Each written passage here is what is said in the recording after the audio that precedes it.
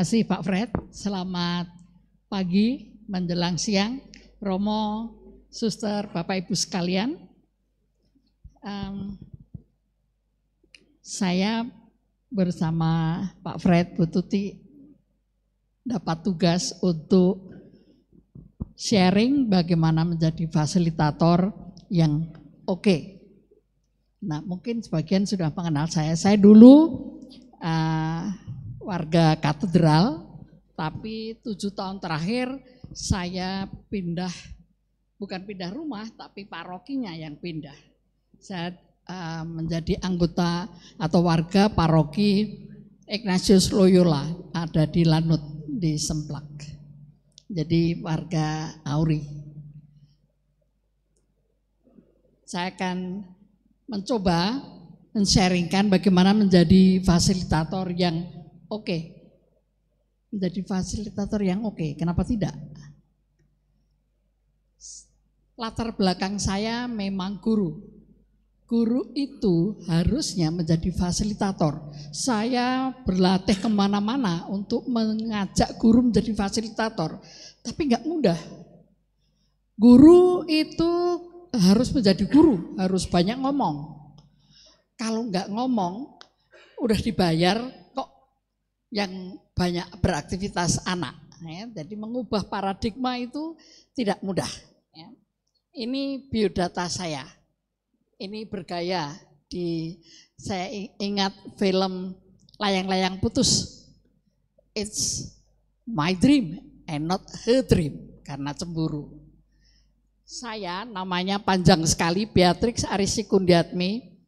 Agak sulit menyebutkannya, tapi saya biasa dipanggil Ari. Nah, lahir tahun 56, saya sekolah di Sanata Dharma, makanya saya menjadi guru. Saya begitu lama menjadi guru di Regina Pacis, 31 tahun lebih 4 bulan. Dan diantara itu sebagian besar waktu saya menjadi kepala sekolah. Dan saya kuliah di Universitas Indonesia, belajar psikologi dan belajar tentang pastoral di Filipina. Dan sekarang belajar teologi di Triarkara, semester 3, ketiga sekarang. Saya banyak mendapat kesempatan untuk berlatih di berbagai negara, itu tentang pendidikan dan psikologi, yang tentang gereja hanya di Filipina. Tetapi bisa dikait-kaitkan. Organisasi gereja, pertama saya menjadi bendahara wilayah Santa Bernadette, paroki katedral. Sebetulnya saya belum pernah menjadi ketua lingkungan. Ketua lingkungan itu suami saya, tapi karena suami saya sering pergi, maka otomatis saya jadi kayak dharma wanita, apa-apa. Tapi senang juga karena dapat pengalaman yang menyenangkan, menjadi dekat dengan warga. Menjadi pengajar kursus persiapan perkawinan di katedral sampai saat ini. Dulu pernah menjadi 2 kali menjadi ketua Komisi Pendidikan Keuskupan Bogor, menjadi anggota Dewan Pastoral Keuskupan Bogor juga 2 periode, pengurus Yayasan Yatna Yuwana Keuskupan Bogor berakhir tahun lalu, dan saat ini menjadi anggota Komisi Kerasulan Kitab Suci Keuskupan Bogor. Saya sedang senang jatuh cinta dengan komunitas Emmaus Journey. Itu cara kita mengajak warga untuk mencintai Yesus lewat Kitab Suci, belajar spiritualitas Kitab Suci. Harap di paroki katedral sudah ada mulai tahun ini. Maka beberapa tahun yang lalu ketika saya menelpon para romo paroki di Keuskupan Bogor ini, mereka kaget, loh Bu Ari kok ngomongnya kok enggak pendidikan lagi. Saya bilang, saya sudah hijrah Romo, sudah dapat hidayah. Dan saya memang sangat menekuni dan sangat senang berkiprah di komunitas ini.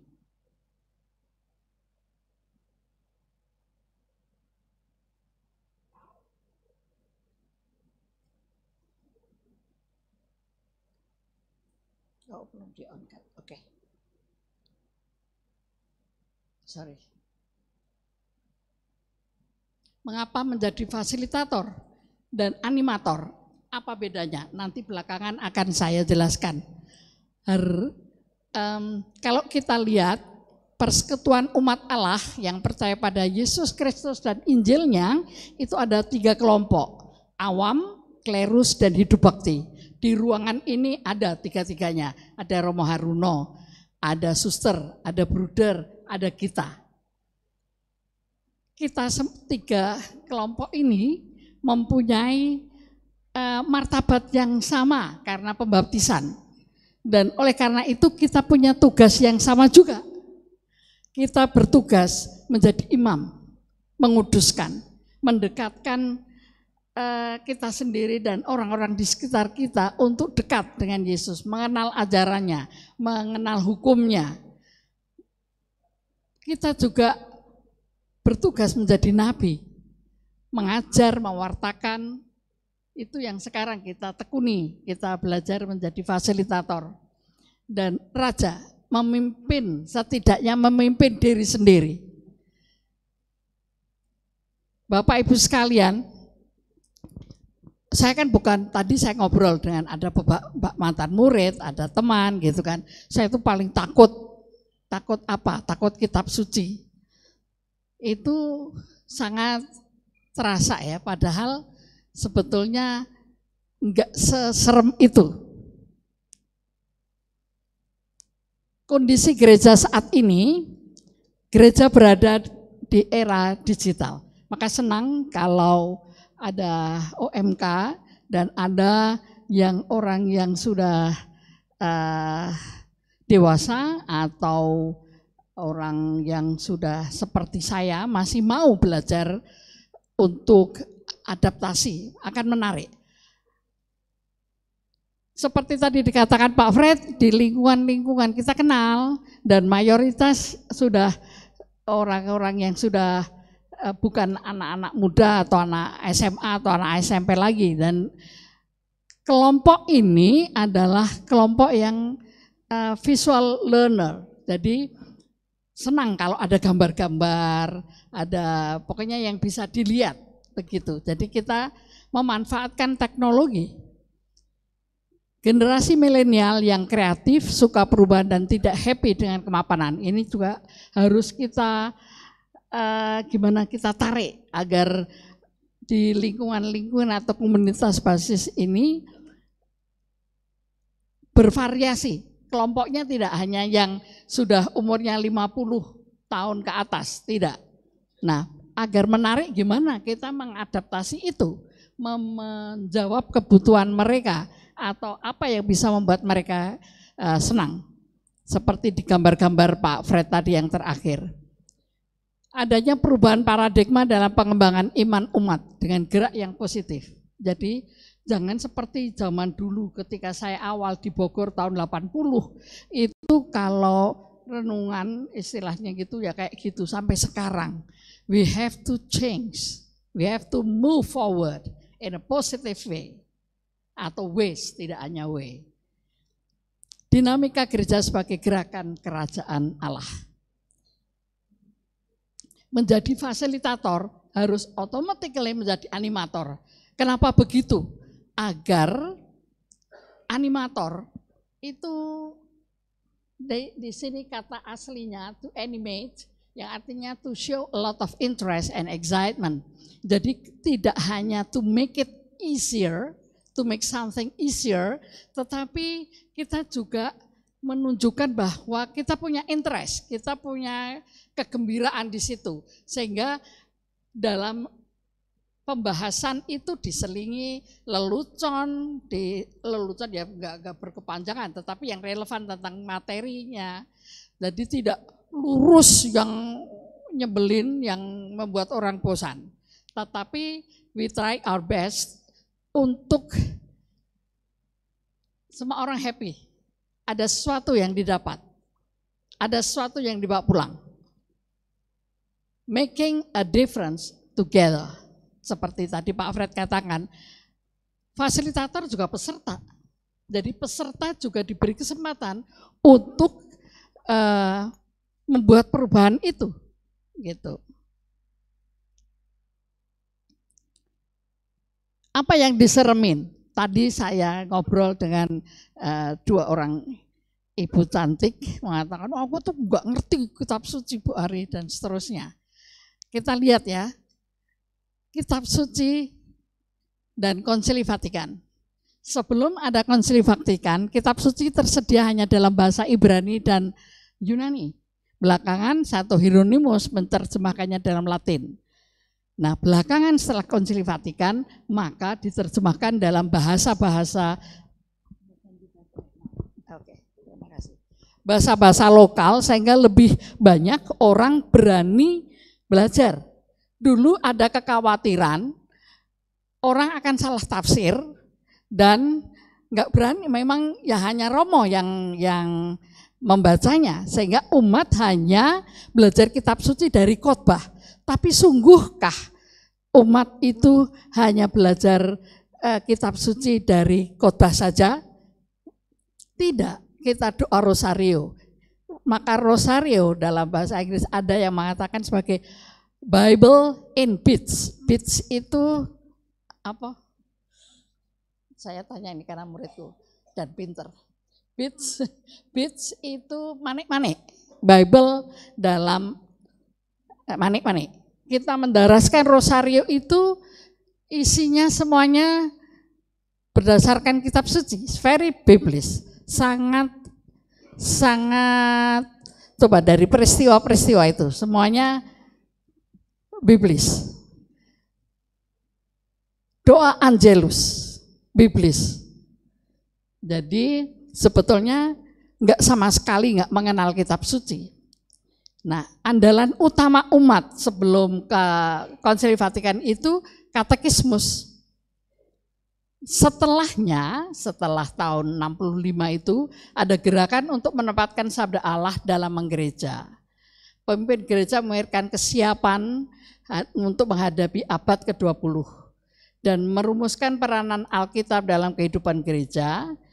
Dalam De Verbum atau dokumen tentang wahyu ilahi, adanya kesadaran pentingnya sabda Allah yang mampu menjadi kekuatan iman. Nah, kita bukanlah suatu kebetulan. Saya diberi tugas sekarang, Bapak, Ibu, Suster, Bruder ada di sini, bukan kebetulan. Aku adalah penciptamu, engkau ada dalam pemeliharaanku, bahkan sebelum engkau dilahirkan. Kalau sekarang ada di sini dan kelak akan dalam waktu dekat akan menjadi fasilitator, itu bukan suatu kebetulan, udah ada rancangan, udah dirancang itu. Ada di Yesaya 44 ayat 2a. Ada lagi dari 1 Korintus 2 ayat 7. Tetapi yang kami beritakan ialah hikmat Allah yang tersembunyi dan rahasia, yang sebelum dunia dijadikan telah disediakan oleh Allah bagi kemuliaan kita. Kemuliaan kita. Harapannya kita akan mendapat itu. So do something. Tuhan akan menyelesaikannya bagiku. Ketika awal pasti sulit, tetapi yakin dengan doa tadi. Berapa kali Pak Fred mengulang. Kita yakin Tuhan akan menyempurnakan. If God permits, He will provide the means. Itu yang kalau Tuhan mengizinkan pasti kita akan dilengkapi. Enggak tahu kenapa, dapat ide ini, ide itu, sehingga apa yang kita lakukan menarik dan mendatangkan banyak orang untuk lebih mengenal Tuhan Yesus lewat acara-acara APP, AAP, PKSN, dan apapun di lingkungan kita atau di tempat-tempat kerja kita. Ini bahasa Jawa, dilalah kersane Allah. Itu Tuhan udah merencanakan itu. Dan itu Tuhan yang mau, tanpa kita sadari. Dan kata Einstein, God never throws dice. Kenapa Bapak Ibu ada di sini, kenapa saya dikirim di sini dan seterusnya, itu tidak main dadu. Everything is planned. Dan Tuhan akan melengkapi itu. Agar bisa menjadi fasilitator dan animator yang membuat orang happy, orang mau sharing, dan seterusnya itu, maka fasilitator itu harus mempunyai komitmen untuk mengikuti tata tertib. Ada kesepakatan, tadi disebutkan Pak Fred, antara 60-90 menit, mulai jam berapa, di mana tempatnya, dan seterusnya. Dan harus setia pada komitmen. Enggak boleh ndeledek itu berkepanjangan. Enggak boleh terlalu awal, janjiannya jam 7, setengah 7 sudah mulai, membuat orang malu, atau kurang 5 menit pun akan membuat orang yang sebetulnya harusnya enggak terlambat, jadi terasa terlambat dan membuat malu. Itu jangan terjadi. Siap untuk membawa peserta untuk bertemu dengan Yesus dan membantu mereka untuk lebih mengenalnya.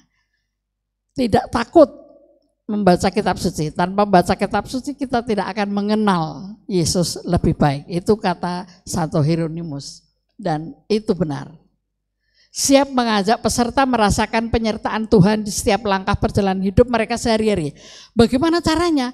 Ketika seseorang sharing, maka kita memberi atau paraphrase itu mengulang apa yang dikatakan oleh orang. Oh iya ya, benar kan, Tuhan itu baik ya.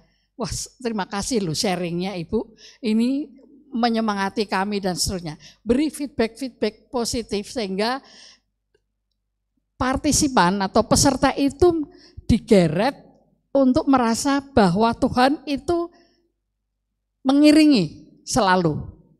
Diajak berpikir positif, diajak optimistik. Salah satu tugas dari fasilitator sehingga bisa sekaligus menjadi animator adalah meradiasikan antusiasme. Bagaimana fasilitator akan antusias kalau dia nggak siap? Seperti tadi Pak Fred bilang, fasilitator bukan ahli kitab suci, tetapi ada materi yang sudah disiapkan ahlinya, kita mempersiapkan aja. Kalau kita nggak siap, nggak mungkin kita akan mampu menunjukkan antusiasme. Jadi mesti siap. Jangan pertemuannya hari Sabtu, siapnya Sabtu pagi atau Jumat malam. Nggak akan bisa menunjukkan antusiasme itu. Nggak bisa, wah ini enaknya ceritanya apa ya? Enaknya gimana cara menyampaikannya ya? Selingannya apa ya? Nggak akan bisa. Jadi tugas meradiasikan antusiasme ini harus dibekali dengan siap dulu, siap. Buku sudah dikemas dengan baik oleh ahlinya. Materinya sudah ditulis dengan baik oleh ahlinya. Untuk menjadi fasilitator yang ideal, itu enggak sulit, bisa diupayakan, bisa dipelajari. Tadi ada 3L dan 3P ya, 3 latihan, P praktek, artinya diulang-ulang. Setiap orang nggak sama, bisa jadi 2 kali sudah menguasai, bisa jadi perlu 4 kali dan seterusnya. Intinya diulang-ulang, dipelajari. Belajar itu adalah masalah mengulang. Belajar mendengarkan itu penting, sehingga bisa merangkum apa yang di-sharingkan oleh peserta. Mendukung, wah benar ya, wah ide Ibu ini bagus ini. Coba kita semua mencoba ya apa yang sudah dilakukan misalnya. Itu kata-kata positif yang menunjukkan bahwa fasilitator mendukung, bisa merangkum, menantang. Kalau silent nantang, lah kalau menurut Bapak, ide Ibu tadi gimana? Itu menantang, apa ya sebetulnya katanya bahasa Inggris itu challenge ya. Challenge itu bukan nantang berantem, enggak, tetapi nantang yang seperti itu, ya, men-challenge. Memimpin jalannya proses sehingga dan tidak membiarkan. Nanti akan saya singgung bahwa ada kelompok orang itu yang cenderung silent. Ini kaos kami tulisannya introvert can speak. Maksudnya apa? Kita mengencourage ke para fasilitator bahwa Semua partisipan harus diberi kesempatan untuk bicara. Bahkan yang introvert, yang pendiam pun itu bisa kalau nyaman, tidak diintimidasi, tidak disalah-salahkan. Maka suara, intonasi dan seterusnya tadi Pak Fred sudah mengingatkan itu karena akan mempengaruhi seseorang berani sharing atau enggak.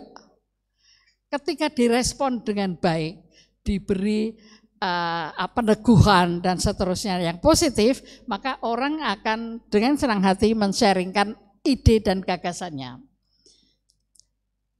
Kalau yang suasana yang positif yang muncul, maka orang akan merasa nyaman dan aman. Fasilitator agar menjadi animator sekaligus mesti menghargai. Bahkan tadi Pak Fred ekstrim banget, mau salah mau kagak harus dihargai. Kalau salah nggak usah atau fasilitator nunggu kapan ya ini orang yang aku benci ini membuat kesalahan, wah itu dosa besar, nggak bisa, ya nggak bisa seperti itu. Pada dasarnya seseorang itu sehat secara psikologis kalau dalam sehari mendapat 20 kali pelukan. Bapak hari ini sudah memeluk anak atau istri berapa kali, Pak? Sekali saya. Oh, baru sekali. Masih kurang 19. Mas, hari ini berapa kali memeluk orang? Dereng, Bu. Dereng, waduh. Meluk. Nih, Ibu. Saya peluk ya. Rasanya gimana? Senang. Senang. Pelukan, tadi saya bilang, in order to be healthy psychologically, seseorang membutuhkan 20 kali pelukan. Pelukan tidak yang dalam arti hugging gitu, enggak. Tapi misalnya, Bu, ini luriknya keren loh, Bu. Nah, ini pelukan. Oh gitu. Kalau gitu saya udah 20. Udah, coba sebutkan. Waduh. Oh 5 saja. Jadi yang pertama tadi terima kasih ya kamarnya sudah diberesin. Saya ngomong sama suami. Gitu. Yang kedua tadi di sini terutama yang banyak di ruangan ini dapat misalnya aku menyapa Pak Fred, menyapa Bu Prisia gitu. Jadi udah berapa? Udah 3 ya Bu ya? 3. Yang 2 nanti ya saya WA Ibu. Nanti di WhatsApp ke saya ya Bu ya. Jadi hal-hal sepele ini bisa diberikan kepada partisipan ketika kita menjadi fasilitator. Cuma, Bandungnya keren loh Bu. Itu celes banget ya. Ini tadi coba diinget-inget. Apa? Sampun. Oh, sampun. Naik tangga tadi saya tadi parkiran ketemu Pak Satpam. Matur nuwun Pak Satpam. Nah, itu. Matur nuwun yang lagi ngepel-ngepel matur nuwun. Tepuk tangan dong. Hal yang begitu sampun. Udah itu. Oh ya jangan istrinya tetangga jangan dipeluk, Pak. Itu. Jadi begitu banyak hal sederhana yang bisa kita lakukan sehingga suasana renungan atau pertemuan itu menjadi nyaman, aman dan kita bisa menjadi animator, tidak hanya fasilitator. Semua orang happy gitu. Nah, lanjut. Membuat kelompok berjalan maju. Tidak mandek atau malah bubar besok pertemuan berikutnya enggak datang. Tapi yang sapaan-sapaan yang sederhana ketika dia mengungkapkan sharing apapun disupport, dirangkum, diulang, disebut kembali, itu akan membuat orang happy dan pengen datang lagi. Maka berjalan maju. Kegiatan sesuai jadwal sudah mendorong partisipasi, sudah memiliki sensitif gender inklusif. Kenapa saya sebutkan sensitif gender? Dunia ini dunia patriarki. Jadi kalau dalam kelompok walaupun biasanya umumnya banyak ibu-ibu, maka jangan disepelekan. Wah, nah ibu-ibu itu emak-emak ya, dilecehkan, aku pada sebel. Emak-emak itu rating kanan belok kiri. Padahal yang gendeng itu juga bapak-bapak juga ada loh. Iya kan? Pernah nggak gitu ratingnya kanan belok kiri. Tapi yang selalu disalahkan emak-emak gitu. Harus tidak, kita itu harus sensitive gender. Semua harus dapat bagian untuk sharing. Tidak hanya ibu-ibu aja milih sing ayu. Hanya bapak-bapak aja. Wah, ibu-ibu ira mudeng masih orang ngerti gitu kan. Nah, jangan seperti itu. How to be a great facilitator. Nah, tadi Pak Fred bilang bahasa Inggris biar gaya. Kalau saya sih enggak gaya, tetapi biar saya enggak lupa dan lebih ringkas. Kalau bahasa Indonesia itu panjang gitu. Kalau ini sebenarnya yang saya omongkan dari tadi itu diringkas seperti ini. Menjadi a great facilitator itu harus sepakat dengan konsensusnya, mampu bertanya, mampu merangkum dan seterusnya. Itu saya ringkas cuma uplik seperti itu. Untung nggak jatuh. Nah, bagaimana dengan peran fasilitator?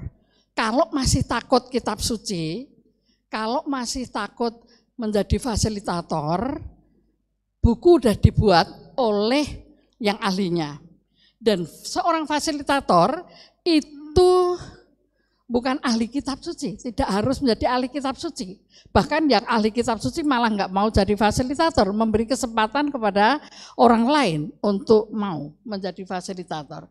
Bukan ahli tafsir, bukan penubuat, bukan guru, bukan penilai. Seorang fasilitator sekaligus animator adalah penular antusiasme pada kitab suci. Biar mau membaca, biar suka membaca, punya pengalaman yang positif tentang membaca kitab suci. Bukan, waduh susah. Bukan seperti itu, tapi bagaimana sebagai fasilitator mengencourage, mendorong orang untuk berani. Selain menularkan antusiasme pada kitab suci, juga antusiasme untuk materi. Materi yang sudah direncanakan oleh ahlinya itu tolong dipelajari dulu, disiapkan dulu, sehingga para fasilitator bisa menularkan antusiasme itu kepada para peserta. Gurunya siapa? Gusti Yesus, Tuhan Yesus, itu gurunya. Kalau enggak ngerti, ini yang saya lakukan ya, kalau saya bertugas menjadi fasilitator, ada materi yang enggak ngerti, saya menghubungi Romo. Ada Romo Haruno, ini nomornya Romo Haruno, lihat baik-baik. Nah, hubungi Romo di sini. Kalau bingung, tanya, karena Romo secara khusus mempelajari itu, gitu. Atau teman fasilitator yang lain. Jadi jangan diam aja, nanti tiba-tiba jadi pengen bubar atau pengen marah-marah karena dia sendiri ya enggak siap. Top 10 qualities of a great facilitator. Unbiased, ini sebetulnya sudah saya bahas semuanya ya. Biar ringkas pakai bahasa Inggris. Ada Johan mana ya? Johan tadi menyapa saya. Nah ini muridku ini pintar bahasa Inggrisnya, keren. Dibaca dan terangkan. Sini. Ini kakak adik pintar bahasa Inggris. Iki kok apanya? Iki unbiased. Ya. Unbiased itu tidak bias, tidak apa ya, tidak ada pretensi gitu ya. Oke. Jadi aku punya waktunya ya. terbatas. Unbiased itu tidak bias, tidak ada pretensi atau apa gitu, supaya bisa menyampaikan bahan sesuai dengan topiknya gitu ya. Tidak terlalu jauh dari laptop. Lalu safe, skill to, ini mungkin lebih kepada menjaga perasaan dari semua peserta gitu ya. Supaya tidak ada yang merasa insecure-nya terpicu gitu. Lalu listens, bisa mendengar, structured, terstruktur, bisa membentuk struktur diskusi, struktur ya gitulah, membawa diskusi secara terstruktur gitu ya. Oke. Fearless, tidak takut, berani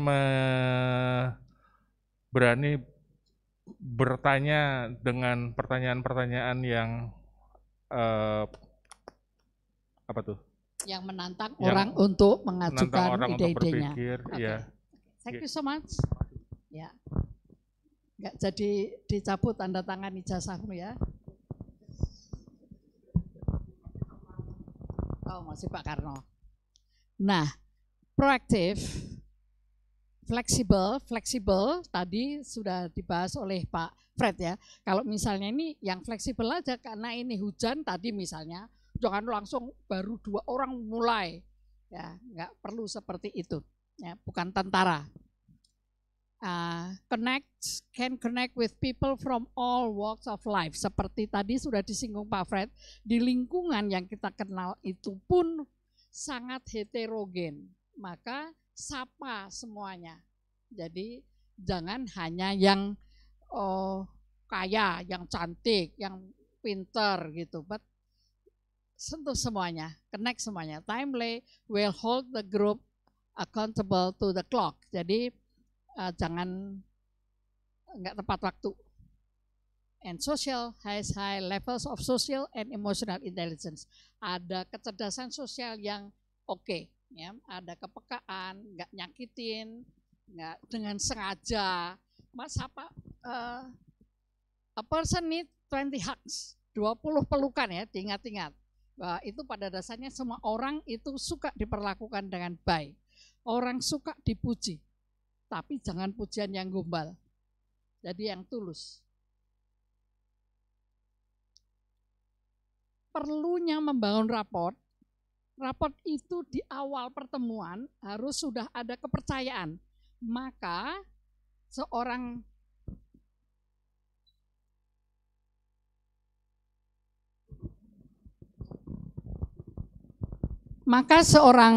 fasilitator mesti menciptakan suasana yang menyenangkan, menyebutkan nama. Daripada kamu yang pakai baju merah, sebut aja Mbak Susi. Menurut pendapat Mbak Susi gimana? Dengan senyum dan itu orang akan happy. Dan tidak mencela, tidak meng-highlight kekurangan orang dan seterusnya. Even ketika sharing yang mungkin dirasa kurang pas atau kurang bermutu, itu tetap aja harus dihargai gitu. Mendengarkan dengan baik, ask question, mengajukan pertanyaan, terus showing empathy. Misalnya orang sharing, wah aku sebetulnya nggak bisa fokus malam ini karena tadi anakku demam tinggi dan seterusnya. Wow, responnya apa? Gimana sih ibu nih kok nggak nyiapin dan seterusnya? Nah, showing empathy, waduh. Jadi ini putranya ditinggal ya Bu, tapi udah turun kan ya. Jadi showing empathy. Jadi orang akan merasa nyaman dan tenang karena dipahami dan ada empati. Find common ground. Jadi misalnya ada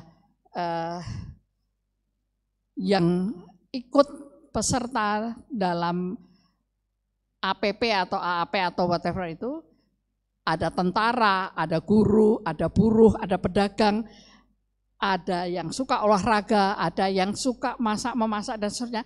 Coba cari kesamaan di antara itu kan. Kita berada di komunitas basis, jadi kenal satu sama lain. Cari persamaannya, bukan cari yang beda-bedanya. Follow the lead and be genuine. Jadi tetap jadilah diri sendiri gitu. Jadilah diri sendiri. Enggak usah yang orang yang bawel seperti saya, sok lembut, sok apa, udah ketawa ngakak ya ngakak aja. Be yourself. Kita mesti mengembangkan pola pikir dan sikap positif. Ini, sikap positif, apapun yang di-sharingkan, apapun yang sudah disiapkan oleh para peserta, kita mesti menciptakan suasana yang positif. Ada hal-hal yang baik. Kalaupun ada kekurangannya, it's okay. Jangan itu yang di-highlight, tapi justru yang positifnya.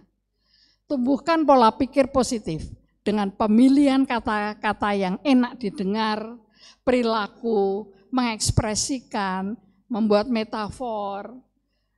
Lawan asumsi negatif dengan afirmasi positif. Misalnya begini, hari-hari ini ya, apa-apa kok mahal, gaji gak naik, dan pokoknya yang negatif-negatif. Mengcounternya diajak untuk melihat hal-hal yang positif di antara yang negatif-negatif itu. Jangan langsung ditewaskan, tetapi gimana caranya agar orang merasa dihargai dan diajak untuk berpikir secara positif, untuk menimbulkan rasa nyaman. Lawanlah asumsi negatif dengan afirmasi yang positif, seperti yang barusan saya katakan, menggampangkan sugesti pada pikiran dan jiwa secara positif. Heran ya, saya kok sakit kok enggak sembuh-sembuh. Oh coba gini, jadi cara meresponnya itu dengan cara yang positif, yang menyemangati, yang beri sugesti. Jangan berpikir pada ketidaksembuhannya, tetapi how to make it good atau healed. Atau diajak yuk kita jalan-jalan yuk biar segar, jalan-jalan nggak harus yang jauh-jauh gitu. Istilah sekarang kan healing. Healing itu cuma jajan bakso aja, healing itu udah kita sudah happy gitu kan. Bersyukur dalam segala hal. Satu hal yang kami alami para Emmauser atau orang yang menjadi anggota komunitas Emmaus Journey itu adalah cara memandang masalah yang dialami. Kita selalu berpikir herannya itu bersyukur. Kita membaca kitab suci setiap hari, merenungkannya, memikirkan Tuhan bicara apa pada saya hari ini. Dan doa herannya. Hampir semua orang yang mengikuti gerakan Emmaus Journey itu merasakan bahwa kok ternyata berubahnya menjadi bersyukur. Kita nyanyi.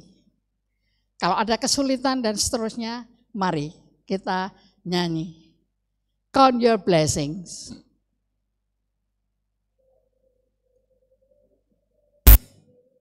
Tolong. Maaf, matiin dulu. Sudah?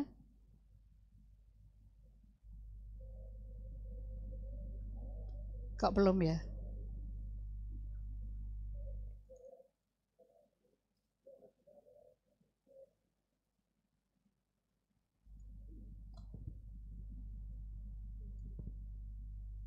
Bisa sudah belum?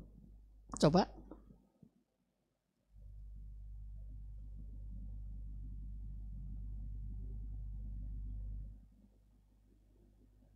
Boleh tolong dikit?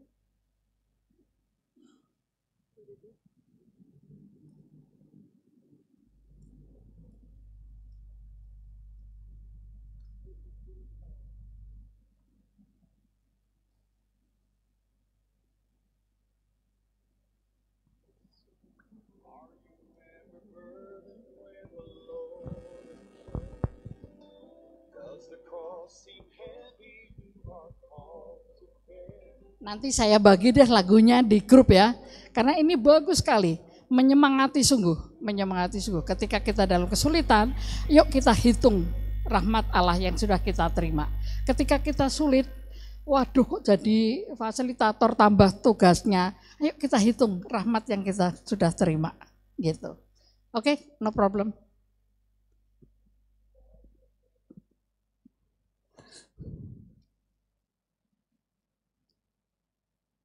Dari tadi sampai sebelum lagu, saya bicara bagaimana membuat orang merasa nyaman.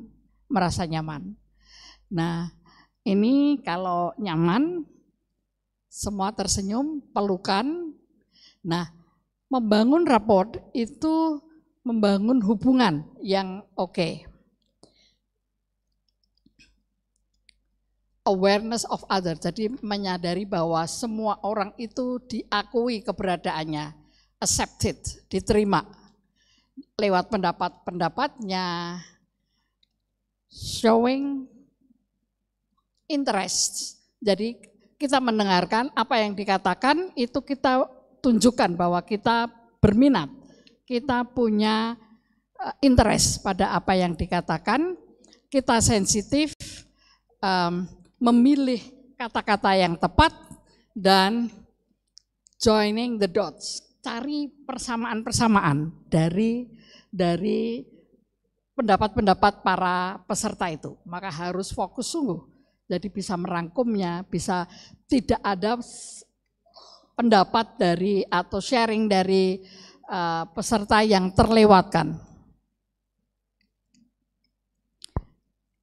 Untuk mengawali, first impression happens only once. Makanya kesan pertama itu perlu dibangun, karena itu hanya terjadi sekali.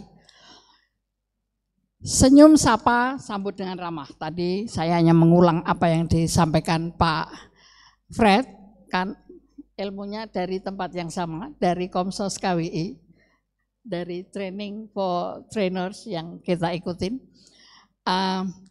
Agar peserta merasa nyaman, diterima dan dihargai, berusaha menyebut nama, be yourself, pede tapi tidak mengintimidasi atau merasa diri, sebaliknya. Jangan pernah merendahkan. 10 menit, oh ya bisa. Pengalaman saya ikut CAP. Saya ikut CAP dan fasilitatornya nggak kenal saya. Saya ditanya sangat intimidatif menurut saya dan sangat merendahkan. Ibu paham kan penjelasan saya? Dengan nada yang begitu nggak enak banget gitu. Paham kok Pak. Nah terus disuruh lagi membaca bacaan. Nah saya punya kebiasaan membawa kitab suci saya yang berbahasa Inggris. Bukan karena apa-apa, karena ringkas, kecil, ringan. Jadi karena tangan saya nggak boleh membawa beban yang berat. Terus, Pak, tapi ini kitab suci saya dalam bahasa Inggris, Ibu bisa? Oh my God, ya kalau nggak bisa ngapain bawa kitab suci berbahasa Inggris? Gitu. Kenapa Pak? Oh nggak jago sih, tetapi hanya kitab suci saya ringan. Ini Pak Yana ketawa-ketawa lagi. Nah itu, seperti itu nggak nyaman kan, nggak nyaman. Akhirnya teman-teman saya kan, teman-teman CAP itu kan kenal saya. Nah jadi malu kan. Terus gini, nanti setelah CAP, Bapak Ibu jadi pengurus lingkungan, pengurus paroki gitu. Tanya saya lagi, ditanya yang kelihatan, mungkin wajah saya itu memelas kali ya. Dia tanya, Ibu pernah jadi pengurus lingkungan, ketua lingkungan? Saya belum pernah. Saya dulu di parokinya katedral, hanya kadang-kadang diminta untuk misalnya ada tamu dari, saya pernah diminta menjadi interpreter bersama Romo Trianto itu. Gitu. Tapi enggak pernah menjadi pengurus paroki. Lingkungan pun belum pernah. Maka saya bilang, belum, Ibu nanti pengurus lingkungan. Romo kebetulan ikut pas kursi, Pak, Bu Ari itu ketua komisi di keuskupan. Jadi makanya jangan pernah underestimate orang, jadi kan malah mempermalukan diri sendiri. So first impression happens only once. Nah, ini menjadi effective facilitator. Ini ringkasan ngomong saya dan Pak Fred dari pagi sampai saat ini ada di sini. Tapi karena waktu saya tinggal 10 menit, maka saya enggak akan, mungkin hanya hal-hal yang penting nih saya ulang ya. Active listening, use humor, embrace the silence. Kalau diam, maka gimana caranya memecahkan kediaman itu? Biar pecah suasananya. Make connection. Most adults are visual learners, maka perlu seperti ini ya. Gimana caranya manfaatkan teknologi. Menjadi fasilitator yang oke.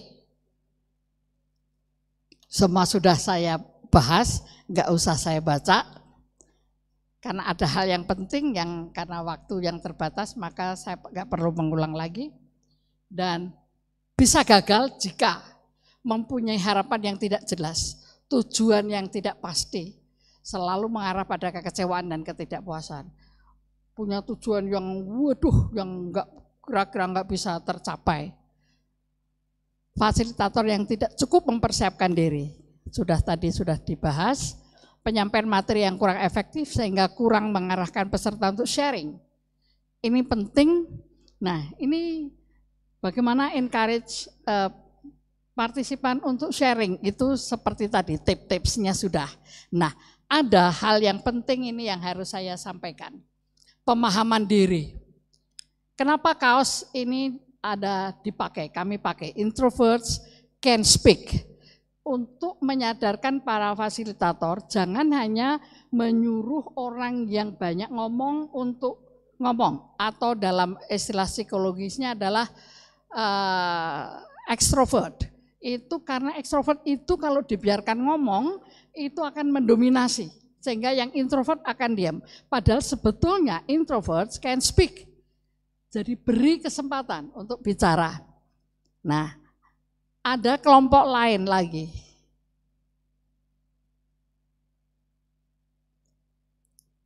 Karena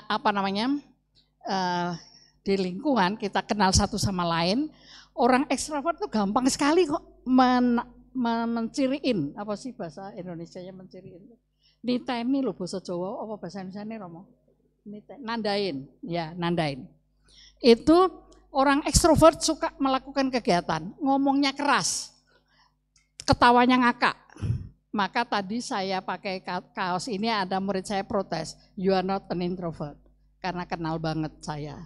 Jadi kalau introvert itu orang yang mendapatkan energi dari dirinya sendiri. Orang ini enggak suka bicara. Jadi kalau ada satu partisipan atau dua partisipan yang introvert, jangan dipaksa untuk ngomong terus. Atau agak dikecam, direndahkan karena enggak punya ide-ide yang sebetulnya punya ide tapi enggak punya keberanian atau kemampuan untuk mengekspresikan seperti orang ekstrovert. Itu jangan dipaksa. Nah, ini ciri-cirinya. Tapi I don't have enough time. Jadi sensing dan intuition ini perlu dipahami dirinya sendiri. Orang sensing itu punya kecenderungan nggak mau berubah. Orang yang suka melakukan apa yang diketahui seperti itu. Kalau orang intuition itu orang yang suka perubahan. Memikirnya ke depan jauh. Kalau orang sensing, misalnya orang sensing, saya orang sensing, kalau bikin puding itu susunannya kayak gini, isinya kayak gini, karena ibu saya dulu ngajarinnya gitu. Atau kalau ke restoran ya udah ke situ, nggak mau coba restoran lain, itu orang sensing. Tapi orang N enggak, dia coba, siapa tahu ini lebih enak. Maka kalau dalam mengungkapkan ide-ide atau sharing seperti menjawab pertanyaan dalam pertemuan itu, orang ikutin aturan banget, itu orang S, nggak usah dikecam marah, ya. Tapi kalau orang N itu Tuhan Yesus itu N, sebagai manusia ya, memikirnya ke depan. Orang suka membuat perumpamaan. Gus Dur itu N banget. Ya. Jadi orang suka sulit mengerti karena dia terlalu ke depan mikirnya. Nah, mesti dipahami. Ini saya nggak ada waktu. What happened? Kecenderungan lain adalah thinking feeling. Ini yang mudah juga. Orang thinking itu,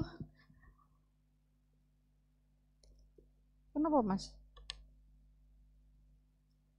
Coba pakai itu. Orang thinking itu ngomongnya apa adanya, tapi nyelkit kalau orang Jawa. Nah, bisa jadi kita sebagai fasilitator, orang yang punya kecenderungan seperti itu, maka kesadaran itu harus mengerem. Kalau ngomong, dipikir sih, Dipikir dulu karena bisa menyakiti. Kalau orang thinking itu enggak, orangnya senang harmoni, maka enggak suka ngeritik, sukanya muji. Orang feeling itu seperti itu. Kalau orang thinking, misalnya ditanya, Mas mau apel atau pisang? Kalau pisang aku kayak monyet, kalau apel mahal harganya, panjang lebar. Membuat keputusan juga lama, susah. Kalau orang feeling, itu belum selesai pertanyaan dan jawab, des. Itu orang feeling. Jadi ini mesti paham ya, biar enggak terjadi konflik. Judging dan perceiving. Orang judging itu tepat waktu, semua ditata rapih. Telat 5 menit kalau janjian. Jam berapa nanti ya kumpulnya? 10:05. 10:05. Kalau yang orang perceiving, ya nanti kalau enggak hujan jam 10:05. Ya kalau nanti dapat Grab-nya cepat, pokoknya kayak gitu. Kalau orang judging itu tepat waktu direncanakan dengan akurat, dengan baik. Kalau orang perceiving enggak. Kalau bisa duduk, ngapain berdiri? Kalau bisa baring, ngapain duduk? Kalau bisa jalan, ngapain lari? Nah, kalau orang judging, kalau mau pergi, hari pertama ini baju dalamnya ini. Kalau tidur piyamanya ini, bajunya ini. Kalau orang perceiving, waton masukin koper. Kalau CD-nya enggak ada nanti ke Indomaret. Begitu. Itu mesti dipahami kenapa orang mengungkapkan pendapat-pendapatnya itu ada kecenderungan sesuai dengan kepribadiannya. Oke. Sayang waktunya Pak Rudi, dulu aku janji untuk memberi materi ke calon-calon atau keluarga-keluarga muda. Saya kira perlu memahami ini, jadi bisa mendidik anaknya dengan baik, ya, memahami keluarganya dengan baik. When you face difficult times, know that challenges are not sent to destroy you, they are sent to promote, increase, and strengthen you. Jadi kalau kita menemui kesulitan, jangan berpikir bahwa itu mencelakakan kita. Setiap awal sulit, tapi Anda diundang, dipanggil oleh Allah untuk menjadi fasilitator dan animator ini untuk to promote you, untuk mengangkat martabat kita, increase dan strengthen you, menguatkanmu. So, let's fly. Terima kasih.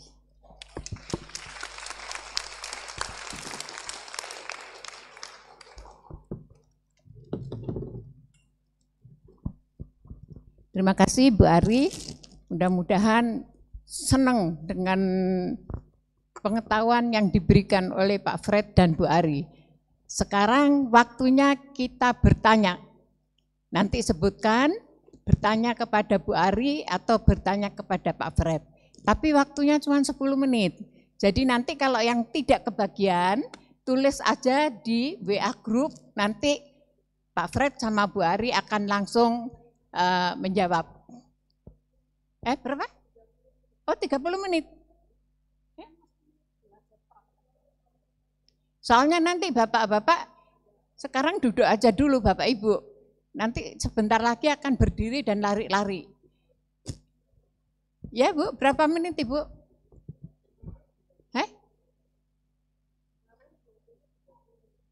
30 menit? Oh, kalau begitu silakan. Ya,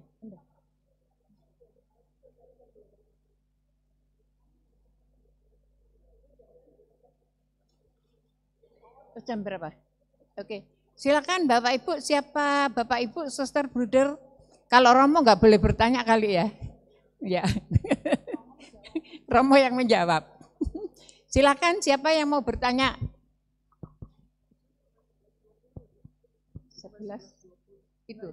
Oh salah. Oke. Yang sudah mendapatkan ini silakan sebut namanya, kemudian pertanyaannya ditujukan kepada siapa? Sebentar Ibu, sebentar Pak. Ya, terima kasih. Nanti. Ya, terima kasih. Saya Niko dari lingkungan Agustinus, Ciomas 2. Saya mau tanya ke Ibu Ari ya. Adakah tips khusus untuk kalau di dalam pertemuan ada orang yang sudah tua ya, lansia, tetapi mau banyak bicara. Nah, kita kan ada rasa sungkan, ada rasa ini. Ada nggak tips yang bisa tidak menyakiti dia, tapi bisa memutus suasana supaya yang lain bisa ikut terlibat? Tips khususnya gitu. Terima kasih Bu. Terima kasih, pertanyaannya bagus Pak Niko.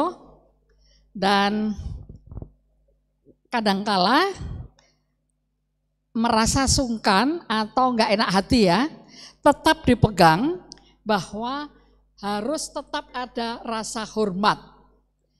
Pilih kata-kata yang enak didengar, ulangi lagi apa yang dia sebutkan misalnya, sehingga kan dia merasa penting apa yang sudah di-sharingkan tadi, terus caranya dibelokkan dengan halus sehingga memberi kesempatan pada yang lain. Tetapi tetap harus respect. Harus respect, pilih kata-kata yang ini, intonasinya diinikan, wah misalnya, wah Pak, misalnya masih ngomong panjang lebar toh, Pak ide yang tadi Pak bagus sekali, coba diulangi Pak. Nah, itu kan mau nggak mau dia akan mengulangi yang tadi Bapak sebutkan, terus dia mengulangi, nah terus Bapak merespon, terus cut, tapi tetap dia tidak kehilangan muka, tidak kayak malu dan tetap merasa dihormati. Begitu. Ya. Oh, silakan.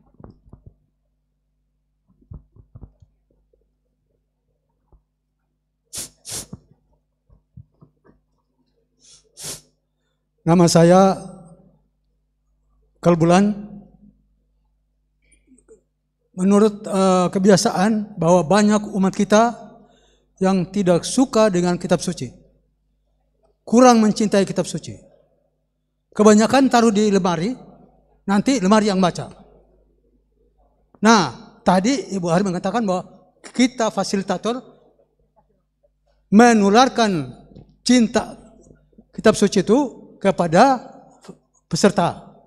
Bagaimana caranya untuk kita menularkan rasa cinta membaca kitab suci agar orang mencintai kitab suci sehingga orang ada kerinduan untuk mengenal Yesus melalui kitab suci. Terima kasih. Terima kasih Pak. Pertanyaannya bagus. Pak, kalau kita menjadi fasilitator, kita kan pada umumnya kenal ya dengan orang-orang yang kita fasilitasi itu. Coba Bapak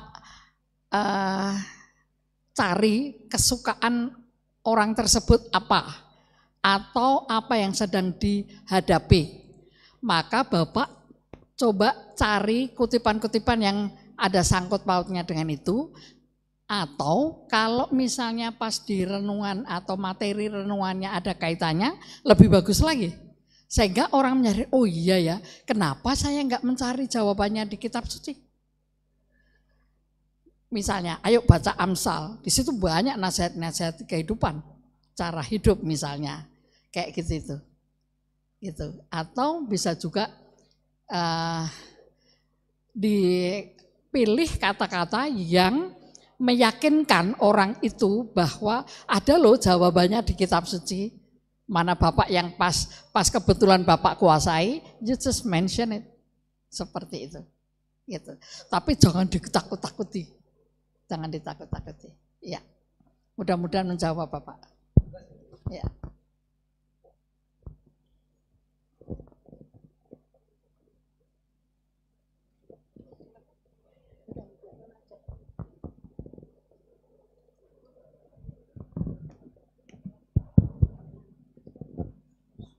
Sekedar usulan untuk Bapak Kalbulan tadi, mungkin bisa diberi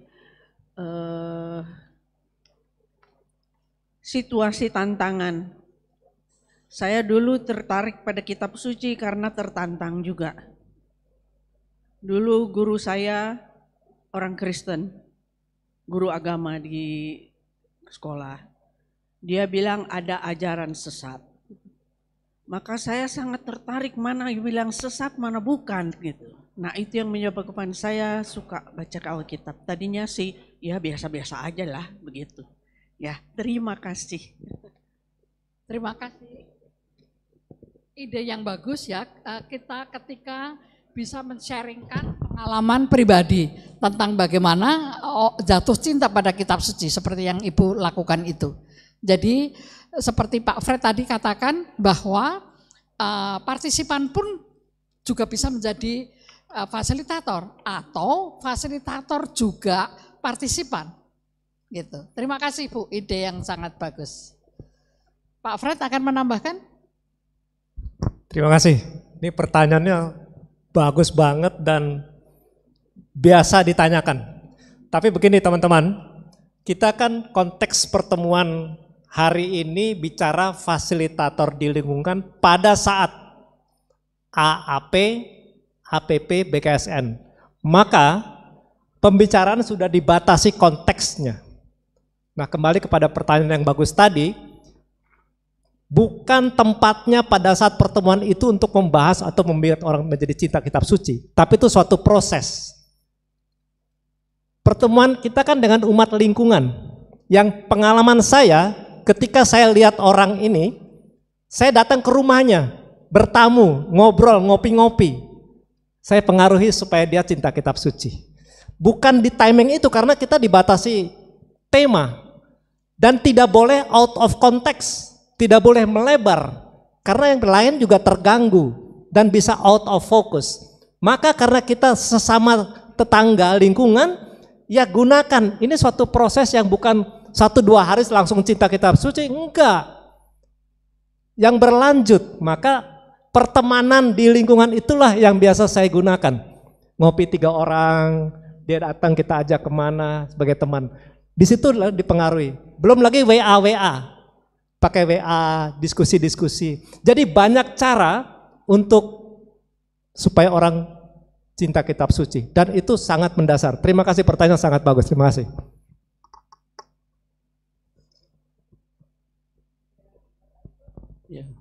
Ya, ada pertanyaan dari saya. Nama saya Yohanes Amprianto, biasa dipanggil Ampri, dari lingkungan Yohanes Pemandi Gunung Batu. Dari wilayah Ciamas 2. Tadi Bu Ari dan Pak Fred yang satu ya paling tidak paham benar tentang kitab suci dan ditambah juga paham benar dengan psikologi. Nah ini juga pernah muncul di dalam KKS dan tadi sudah dipraktekkan juga oleh Bu Ari, ada semacam supaya ada kedekatan dengan cara memeluk. Sampai dipraktekkan juga oleh Bu Hari tadi. Karena kita orang timur kadang-kadang kan malu segan ya. Di keluarga pun juga boleh dikatakan tidak pernah dipraktekkan itu. Karena ya itu tadi ya budaya timur. Saja dulu kalau dicium nenek saya geli nggak mau saya. Saya pernah dicium nenek atau dipeluk oleh nenek saya merasa nggak enak gitu. Nah kemudian sekarang muncul juga selain Bu Ari tadi tentang memeluk, pernah juga di KKS yang ada muncul kata cium kudus. Nah ini masih rancu dengan adanya cinta agape, cinta eros, dan mungkin ada cara-cara berpelukan atau ciuman yang boleh dikatakan bisa rancu. Nah bagaimana supaya ini suci dan kudus, seperti yang dalam kitab suci dikatakan cium yang kudus. Mohon penjelasan baik dari kitab suci ataupun dari psikologi. Terima kasih.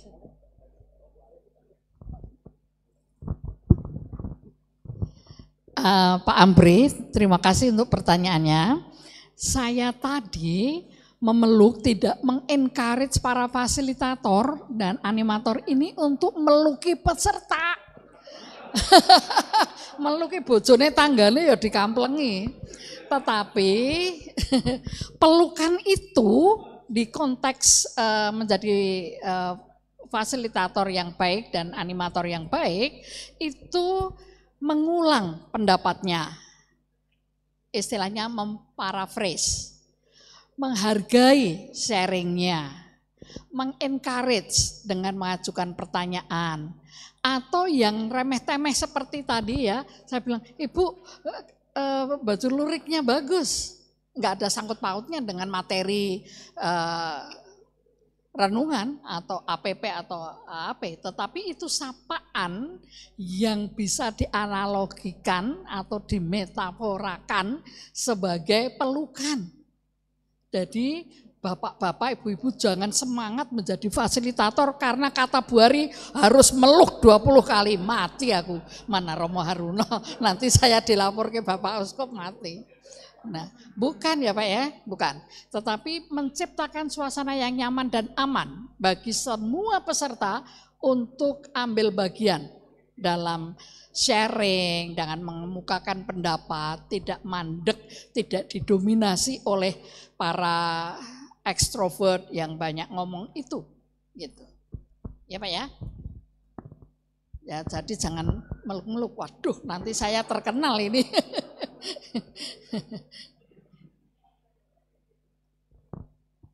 Suster, Bruder, Bapak Ibu, karena waktunya sudah habis, jadi nanti pertanyaan mohon dituliskan.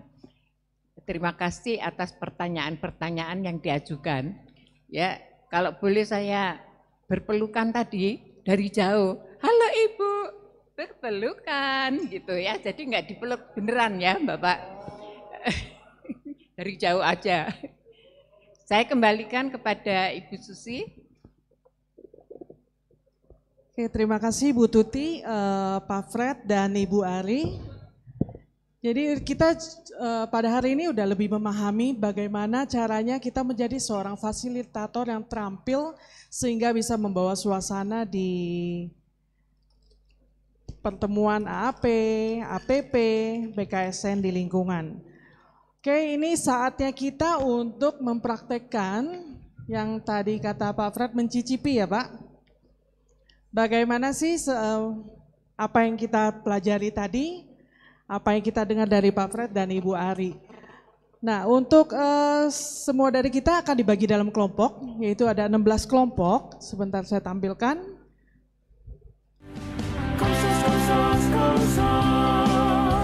Bergerak mewartakan komunikasi sosial.